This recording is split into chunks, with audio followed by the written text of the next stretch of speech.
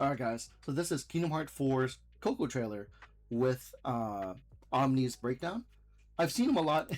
I've seen him post a lot on social media. I've seen him cry. I've seen him very emotional about a lot of the same niches that I've been a part of. I've enjoyed it, so let's check him out. Omniverse, today we have some Kingdom Hearts. Welcome back to This Is the Omniverse. Today we have some Kingdom Hearts news to talk about and a trailer to react to. They have a whole ass panel tomorrow, so I was not expecting anything like this today. We got some stuff to talk about. Wait, how old is this again? Okay. This was 2 days ago. Yeah, this was right before the panel that we have queued up as well. I want to check out the panel as well. We're going to start off with the brand new trailer for Kingdom Hearts 4 that came out today at D23. Again, there's the 25th anniversary panel tomorrow that they are live streaming. So I was not expecting to get any Cage stuff today at all. I woke up to a text from Ronan being like, hey man, how you holding up, basically? I was like, what do you mean? Look up Kingdom Hearts online. And yeah, we got some nuggets. But first thing we're going to do, we're going to check out this trailer and then we're going to talk about the other announcement that came out today. And again, like I mentioned before in the stream, but I spoke about it in a video where I'm hoping the anime that they announced, it covers other characters that aren't Sora, because we still need, for me, I need a personal resolution to the other nuggets that Nomura have planted, but never like explained. Because there's a clip in Kingdom Hearts 3 where there's a discussion that the reason why Xemnas recruited Marluxia, Larzine, Luxord, and Demyx, those four that make up 9 through 12 of the organization, he recruited them because of their unconscious knowledge of the age of fairy tale, which is of the age prior to the Keyblade Wars. That also includes times before the Keyblade Wars, so that's like during the foundation of Skylight Kylam, or like I forget what, or Daybreak. I don't remember what it's called. But there's ancient knowledge that they're subconsciously aware of, and we know Marluxia and Larcene are of the Dandelions from Union Cross, and Marluxia is looking, and the somebody of Marluxia is looking for his sister. So yeah, let's get out to check out the Kingdom Hearts 4 official Coco showcase trailer from D23. What happened? He's been forgotten. When there's no one left in the living world who remembers you, you disappear from this world. We call it the final death. This is such a perfect world with where we've left off with the series, with Sora in particular. This exploration of death, the other side, memory, even. Yeah, because like like I mentioned before in a previous video, the fact this is a perfect world to include into the mythos that is Kingdom Hearts 2 as well, because for everybody that's looking for Sora, if you haven't played Kingdom Hearts 3, what are you doing? What's going on here? But for everybody who has not played Kingdom Hearts 3, I'm sorry, for everybody who has played Kingdom Hearts 3, everybody knows that at the end of Kingdom Hearts 3, everybody got their happy ending except Sora. Sora dissipates like a dust, and during Melody of Memories and everything afterwards, they're trying to figure out a way to save Sora, right? Because he did so much for his friends, and the least that they can do is like bring him back. That's the dream. That's the goal of what they're trying to do, right? So Sora is experiencing a concept of death, and it's so crazy to where we see Donald and Goofy walking around Mount Olympus because they think that who's the person that we can talk to for if someone of the living passed away, and they think to themselves Hades, because they've been to the underworld before in that world. So by some chance, what if he went into the afterlife of Mount Olympus, right? That's a thing too. And the fact that Coco is a game, Coco is a story discussing the concepts of loss, of memory, of people passing away, and how you keep those memories despite them not being with you. Perfect game. Perfect story to match with Kingdom Hearts at this point of the story. Yo. Let's go. Oh, does he have the face paint here? Yep, face paint. Yes, he does. Yo, look at this dude. What, that Keyblade is sick. That's a guitar Keyblade, which is really cool because this plays on the this is great. Oh, look who's in his party. A lot of new information. I'm no, of course. I'm sure Where it are you, bro? Is this where they always end up? But Sora Oh, isn't sorry. here. Where are you, bro? Is this where they always end up? But Sora isn't here. Nope. Oh, yo! Yes, yes.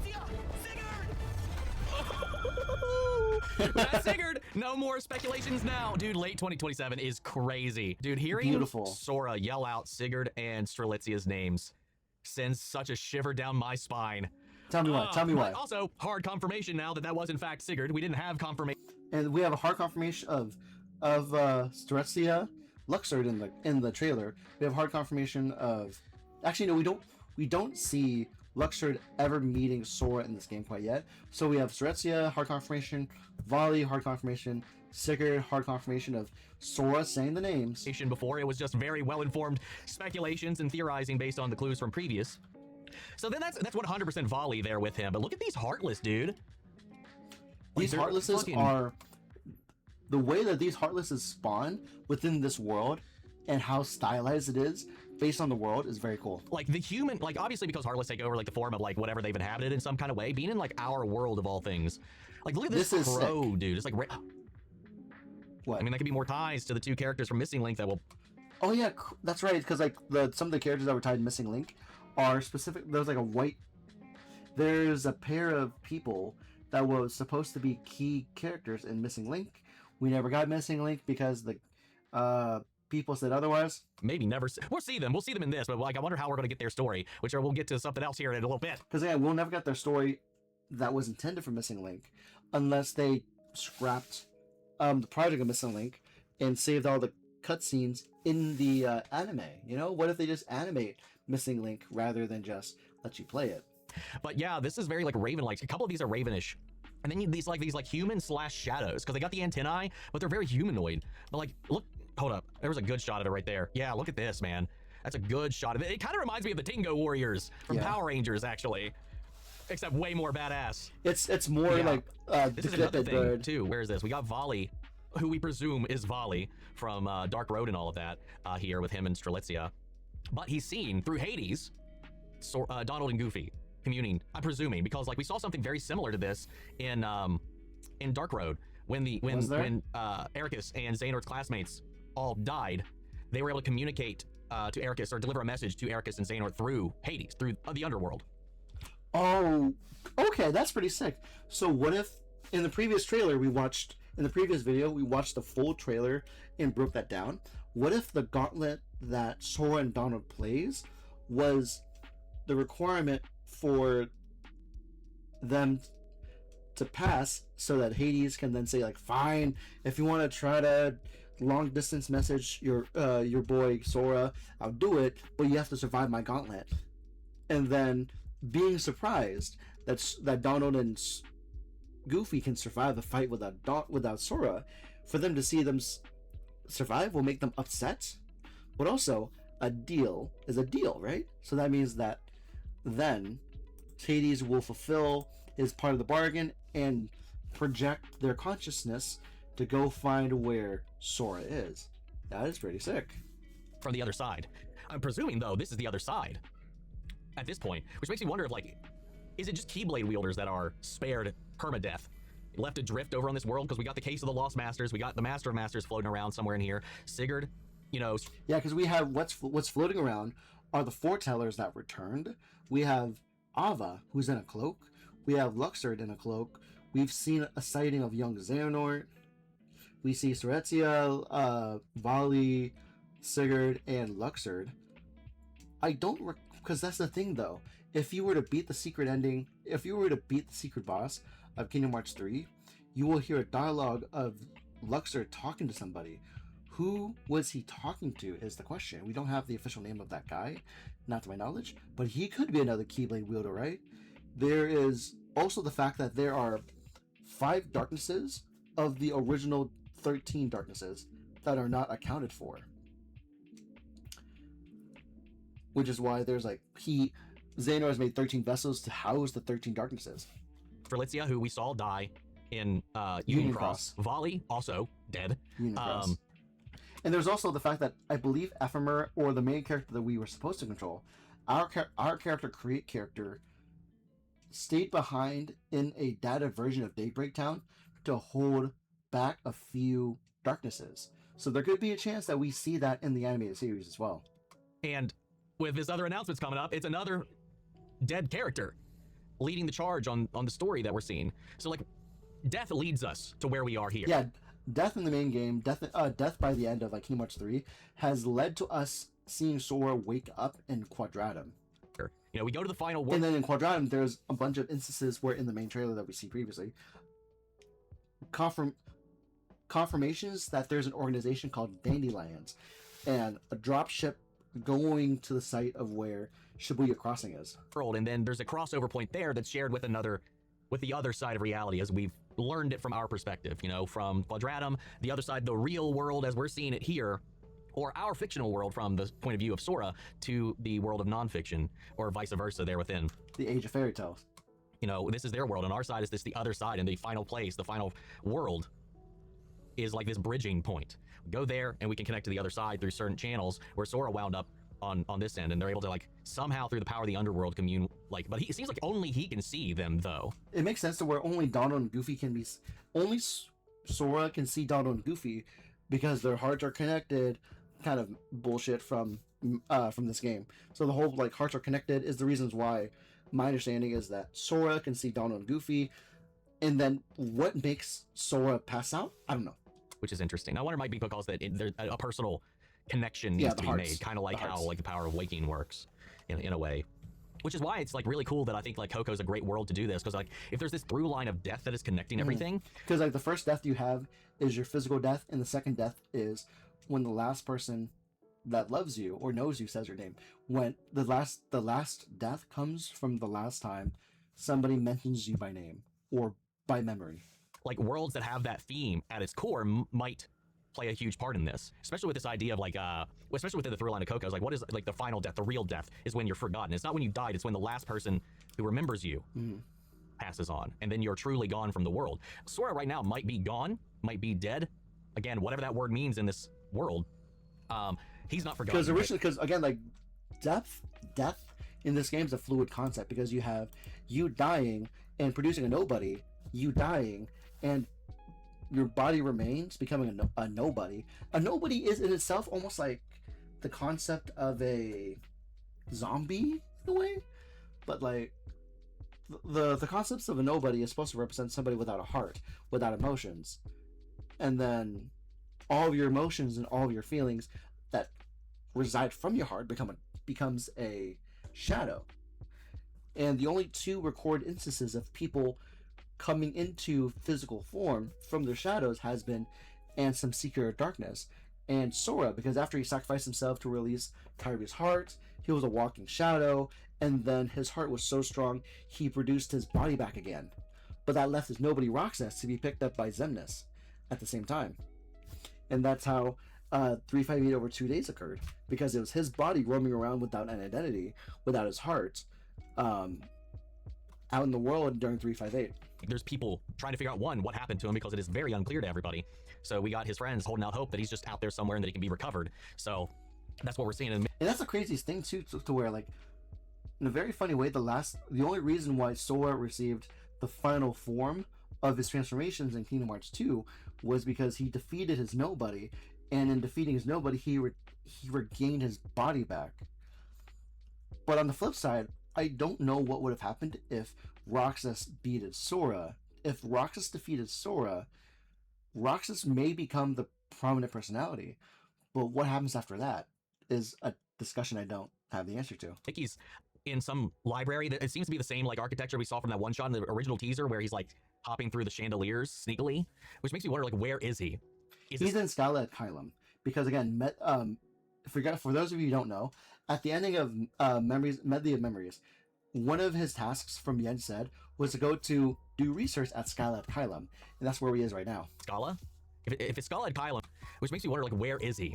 Is it Scala? If it's Scala at Kylum, that'd be fucking sick. Going through the old records of the old... That also sounds like he's never played Medley of Music, which I didn't either, so I understand. Keyblade world, like what that was like, kind of tying into maybe what we're not going to get now from Missing Link, which may be what allows us to transition into the other announcement that was revealed, which was that there's going to be a Kingdom Hearts anime. And that's the thing too. If you look at the silhouette of this guy, he looks like Helgi, which is a character that somebody have found in the upperclassmen during Dark Roads or from Union Cross. One or the other. But I think it's from Dark Roads that Helgi is from. Coming to Disney Plus and Disney Channel, which is set in the world. A few things that we know. It's not an adaptation. It's definitely not Sora in the key art. And there was an official message from Nomura that was talking about how all the clues, there's a lot of clues in the key art right now, and that's as far as they are comfortable with sharing. Because again, like if you look at, I'm willing to bet the way the handle is formulated, it could be the Keyblade that Master Ericus inherits. That is my understanding based on how this is formed. But at the same time, we also know that Ericus was young and walking around during the events of Dark Roads. So that in itself is something that I can't really say either. But that it's like very stylized, very desaturated, but it looks almost exactly like Helgi, one of the upperclassmen from Dark Road, whose story we start after the fact. Like when we pick up Dark Road, they've already gone missing, and all of that storyline's already kind of kicked off. So there's a couple of things with that. Hairstyles matching, the attire. Yeah, because there's a really good chance that, you know what's completely sick? There is a strong chance, because we still have no news from Kingdom Hearts 3. In Kingdom Hearts 3, I showed it in a previous video, but in Kingdom Hearts 3, I showed the scene where the reason why Xemnas recruited Larcene, Marluxia, Demyx, and Luxord is because of their unconscious history of the Age of Fairy Tale. There's a chance that Luxord and Demyx are from the upperclassmen era. I don't think we have full names of them either, but at the same time, Vali is of the upperclassmen as well. Storetzia, she died before everybody got into her pods. Marluxia took up his role as a dandelion to go look for her sister and the answers of them, because my understanding is that there was one of the darknesses that destroyed one of the 13 darknesses that was the enemy of the master. My understanding is that Storetzia was killed by one of the 13 darknesses in order for them to invade and get into Daybreak Town, or Scarlet. I think Scarlet Column is the new name of Daybreak Town that got transformed into Scarlet Column. But there's 13 original darknesses. 13 original darknesses discarded their body to become darkness. 5 unaccounted for darknesses were not accounted for within the series. Union Cross and Dark Roads deals with the remaining 8 darknesses, and then in Kingdom Hearts 2, 3, Xehanort is making 13 vessels in hopes to contain a form of darkness within each of those vessels. That's my understanding. We also don't know if the 13th body that became Roxas failed or currently contains a body, a vessel of a thing of darkness. I don't know. Here matches Helgi's design. The only thing that's kind of thrown off, and I think it's because of the stylization and it's very desaturated, the key art that we got. Helgi in the game's blonde, like with the few times we did see him. And in this, like it looks brunette, darker, black maybe even, but because of the stylization and the saturation, it very much so could just be the way it's muted out. Yeah, it is a bit of a mute color. What is being wielded there is a Scarlet Kylum Keyblade. It's the very same ones from Dark Road that all of the students there start off with. Same Keyblade, same bracers, same collar, all of it. Which makes me wonder if that's where, with the cancellation of Missing Link, and clearly that's here. I mean, Sigurd was introduced in Missing Link. Yeah, because I believe, I actually don't remember if did I make a video about it? I don't recall. Hold on, let me see this. Did I ever make a video that talked about Kingdom Hearts? Oh no, I guess I never made a video talking about the past trailers. Okay, let me see if I can. What can I do? Hold on, let me see. Let me see.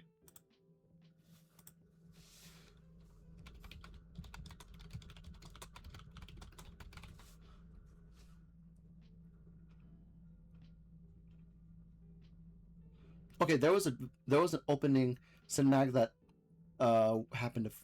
Let's check that out as well too. Let's check that out later. Has not been seen anywhere else in the franchise, so I will retroactively watch the trailer after this one, and then post that video before this one. information from that game is going to have to be conveyed in some way. And I'm wondering if the starting off of that, because the upperclassman story, Helgi's story, and the others in his class is something that wasn't explored too much except after the fact. You know, we saw the fallout of that story in Dark Road, where everybody's with dead. Ericus and their classmates, because one of the key players in that game, his older sister was one of these upperclassmen, and it just went all. It was some shit happened, man. Some real dark shit happened. Some real so this stuff might be their happened. story, and that them being like the older tier of that can connect us back to some of those missing link elements that are inevitably going to play a factor into this. So like the Raven thing, it's tied into Odin and Master Odin in this, and you know the Norse mythology of Odin and his ravens, because at least the mechanic is, I know it from Missing Link, was like these feathers, raven feathers, would play and corrupt people, and now we got these Raven-themed Heartless that have taken over what I presume here are other people, because in the last trailer that we got, it was we saw Raven feathers raining down on certain people in the last one, and you know that's a lot of people who aren't aware of like the Missing Link stuff or anything like that, or the stuff that was expanded upon or brought into Dark Road and Union Cross and all of that.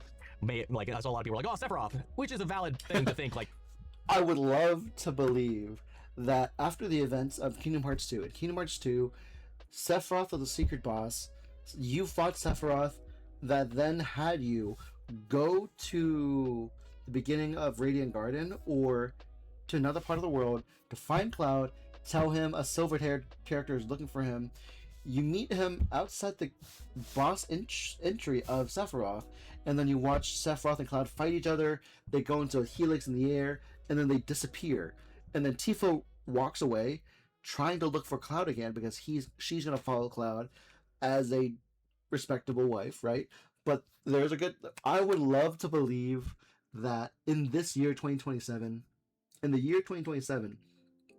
after the drop of Final Fantasy Revelations, we get to fight Sephiroth again. I want to fight Sephiroth again based on these feather motifs. after where we've been with the franchise up until this point, if you haven't been keeping up with everything else, but I think that's a very strong key indication that maybe some of what was lost in, what I'm hoping is at least a lot of the information that may have been lost in Missing Link might be introduced into that, considering that like it's a group of people, assuming we are, I'm like 97% confident that's Helgi, and this is going to be following the upperclassmen leading up to the beginning of Dark Road. But because of that, because of being like a prequel to that, it might be enough going backwards to incorporate some of the lost concepts from Missing Link into that. And even so, like whatever Mickey's discovering here in this library is like there's a bunch of information here. Again, we will not know what Mickey's discovering until we play the game. But while we're here, I'm really excited to see because Mickey's world that Mickey's dealing with has to do with collecting pages to finish the book, to find more information, I believe. And he's getting particular like items to traverse the world as a finite resource. Talking about this, that, the other, whatever, it might have a clue to where Sora is or anything of that, whatever. You know, could be like the archives of all that, because if he's in Scala, which was their home base for Missing, which was going to be your home base for Scala, which is also where we ended up at the end of Union Cross and all of that, with the founding of Scala Kylum, the Keyblade Academy, and everything that was there, or whatever you want to call it. You know, there's a lot of information that could be there. Now, why is he sneaking around with chandeliers in that one scene that we saw like way back when? That raises some questions. But I'm fucking loving this, man. Oh yeah, the other thing too, I want to talk about the anime that I wanted to specify too, that also thanks to the key art, there was a follow-up. What we know about it, it's a new story. It's not an adaptation. So it's an expansion of the world, which is evident by the key art. It seems like it might be a prequel to Dark Road. Maybe even a bridge between the now canceled Missing Link and what we know now. But it'll still harken to what we know and we're familiar with, because even in those games, they still traveled through the Disney worlds and stuff like that to follow the clues and whatever. That's still a function. So there's still going to be a lot of the Kingdom Hearts isms in it that we're familiar with in some way, but it's going to be a new story, new characters. Well, maybe not new characters, but whatever. It's not going to be Sora and gang. It's new-ish. But it's also not an adaptation, and I can't fucking wait. And this is all developmental footage for right now. Subject to change, like a little disclaimer says in the beginning, and it looks fucking pristine, dude. Like, this is the thing, too, like, with, like, the engine they switched to for KH3, and then now they've really kind of got a handle with it. They're not learning it anymore. This shit looks fucking beautiful. Yes. And again, because they're separated from Donald and Goofy, and I don't know how long that's going to be. I like that, like, we get that one shot of confirmation, at least for this world. This may be one of the first worlds. Where is it? Here, they're not there. Right here. You can see... Yeah, because, like, again, I see where you're talking about, to where in this clip right here that's distracted by all that, by the YouTube AI, on the bottom right screen of this screen, let me see if I can, could I?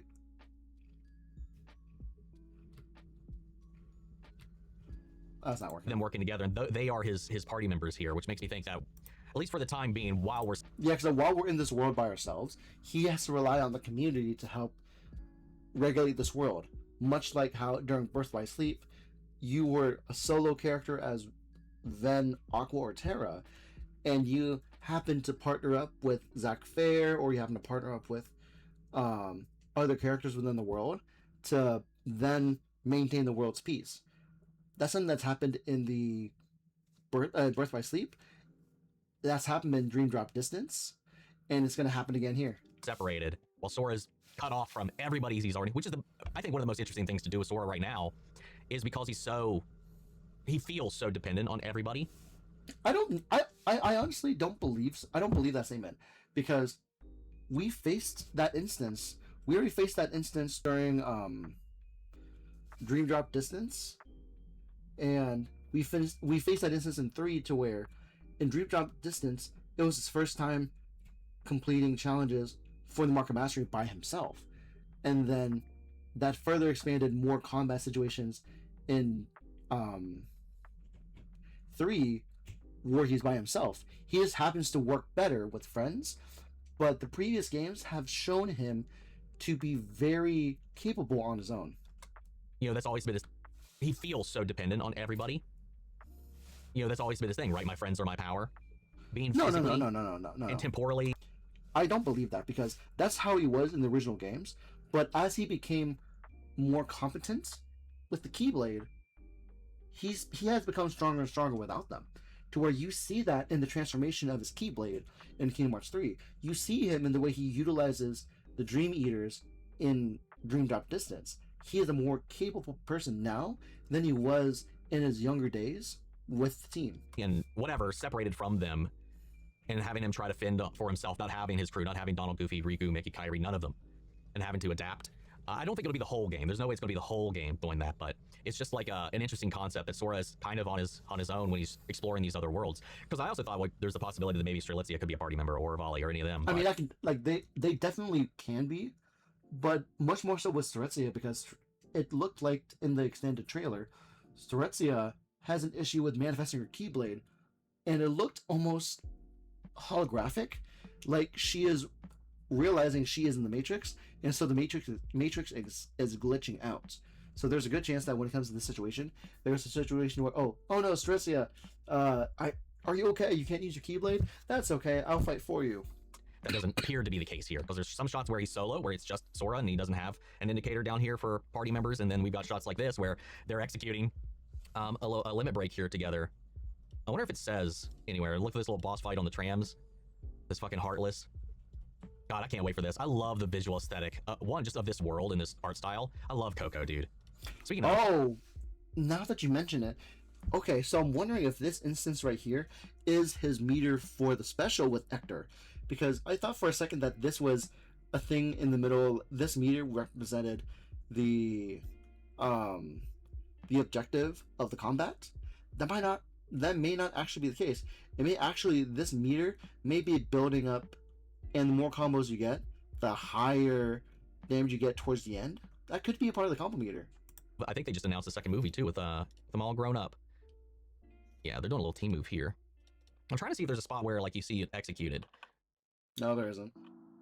I don't see it, unless it's in one of the other shots. Also, this Keyblade is sick as hell, dude. Also, The remember when they Keyblade said, like, Sora will look more, he only looks as realistic as he does because he's in Scala? I mean, the style holds even here, despite all of that. The only difference is he's got the Sugar Skull face paint. Dude, this is so fucking cool, dude. I'm so hyped for this. It also, like I said, the connection of death makes me wonder, like, what other worlds we could see. Because, like, yeah, if you put it by that perspective, are there... Hold on. Are there Disney and Pixar movies that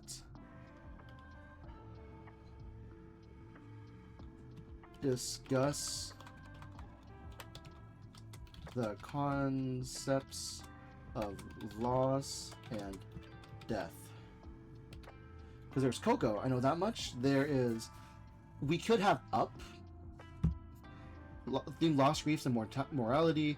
There could be Onward, that we have a game about. There could be Inside Us, Souls, Finding Nemo. We've had Big Hero 6 already. We've had Bambi. We could return to Frozen, I guess. So there's like, those are like death and coping games. death and coping mechanisms.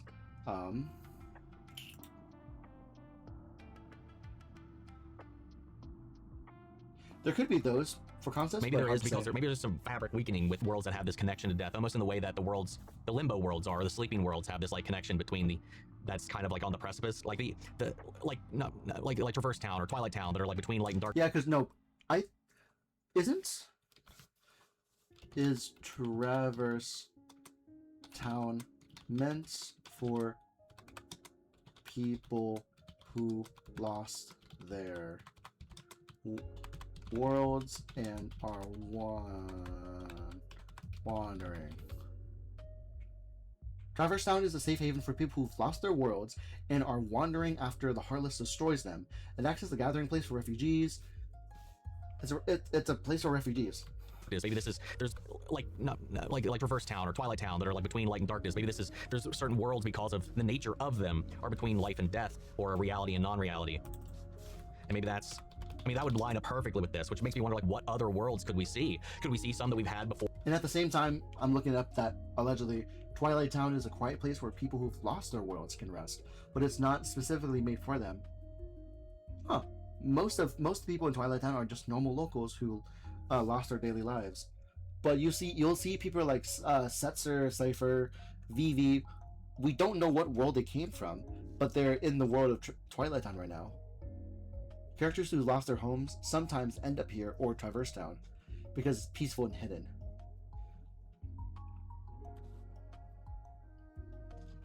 Or because of the nature of that world, there is some overlap that allows them to connect specifically there, like with the underworld. Maybe just specifically the underworld. You know, it's not like you could go up to Olympus and they could achieve the same thing, but maybe that's why they're able to communicate through that. Since you know what? Thank you so much for you to bring that up.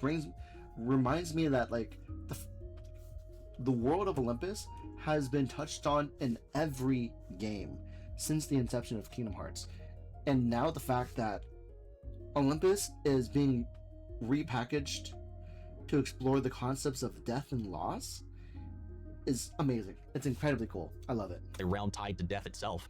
But like, what about Nightmare Before Christmas? What about with this? Nightmare Before Christmas is honestly in its own plane, because the whole concept of Nightmare Before Christmas is it's a plane of people who happen to look scary, and it deals with the concepts of owning your identity and spooky skeleton, but not exactly like life and death concepts and the objectiveness of morality. Theme in mind, it makes me think like, man, it kind of makes me a little not upset, but like, it would have made thematic sense if we didn't skip Dead Man's Chest and went straight to At World's End with Pirates of the Caribbean and Kingdom Hearts 3, because going to Davy Jones' locker would have been a great way to like tie it into this as well. You know, thank you so much for bringing that up, because like, yeah, like wait, hold on. Curse of the Black Pearl, Dead Man's Chest. Yeah, Dead Man's Chest dealt with the... Did it though? I don't know if Dead Man's Chest... No, because it was at World's End where we met up with Jack, and then we came back to the real world, and then we fought the ending of that game. But Dead Man's Chest was a film about consequences and how they will come for their dues if not paid accordingly.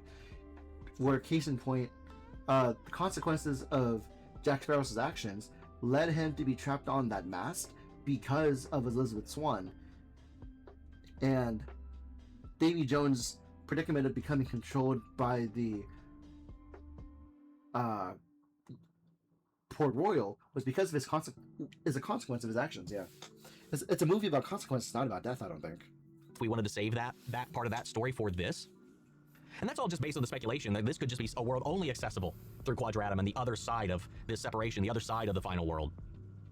We don't know if it's accessible from either or. I mean, Quadratum could simply be the only thing on the other side of that, and this could be him finding ways from Quadratum to reach out into these bridging worlds. But if that one shot from that other trailer that myself and most of the internet is like, that's fucking indoor, and that's an ATST foot that we saw, how would that tie in? I don't know what you're talking about. Ghosts. That's a theme. That's a big thing. I mean, at the same time, I like to go back to like Omni's like interpretation of like, hey, Donald and Goofy, they're in the world of the underworld, and then in order to help to have Hades help them, they followed a gauntlet, and then Hades. I know Hades has like a yes and yes but clause to make sure that he gets his own way out of it, but there's a good chance that the interaction with Hades right now is what's making sure that this happens. In Return of the Jedi. Also, if you want to talk about death as a thematic thing, that's where Vader, Anakin finally passes. So there's some. I mean, yeah, I guess you could put like. Again, we don't know how they would integrate. What is it? Star Wars, because in the very beginning we thought Star Wars was going to be a world because of the shwung of the lightsaber, but it turns out to be just the fires that Hades summoned. There is some thematic connection there, while maybe not. The world itself doesn't have like this inclination or leaning towards death. But like the fact that he's surrounded by people we've seen die in the Kingdom Hearts pantheon or library so far across a multitude of different games. Yeah, because again, over the course of 20 years, we've heard the deaths of Vali and friends. We've seen the death of Asterezia. We actually seen the death of Riku in a way before Sora used the forbidden power of waking. We saw everybody technically die before Sora decided to do the time travel boogaloo. It just makes me wonder who all has truly died and who all wound up here. Obviously, they were all intervened. Intervene? Strelitzia was killed by one of the primordial darknesses. Yeah, she was killed by one of primordial darknesses, and we have no confirmed accounts of 5 of the 13 darknesses. Shit, was Baldur? I don't know that it was. I can't remember. I need to rewatch Dark Road. I thought the twist by the end of it was we thought he was possessed by one of the primordial darknesses, but it turned out it was just simply a darkness that he actually grew himself. Okay, because we also have a situation where our character creation character is a vessel for 2 primordial darknesses, and he is currently trapped within a shut down data version of Twilight Town. I'm not sure, of Daybreak Town too, because it's incredibly wild to see the data Daybreak Town, and then 1,000 years later, allegedly, we have the creation of Data Twilight Town. Past, present. And that was possible. Otherwise, if I need to rewatch that, because I can't remember now. Because I remember it being like very implied it was a primordial darkness, but it wasn't. I thought the twist was that it turned out not to be. Now that I'm thinking about it, but I could be misremembering. But either way, if it was a primordial darkness, that could be like the through line here. One of the true originating darknesses in the world. Maybe it has something to do with ones inflicted upon them by that. Sora shared a connection with one, though it didn't have a direct hand in his demise, unless you simply include Vanitas, who we all speculate is one of them. Yeah, there's a good chance that Vanitas was... Yeah, because if I remember, there was a chance that he was a primordial darkness, because Vanitas traveled to the time of young Xehanort.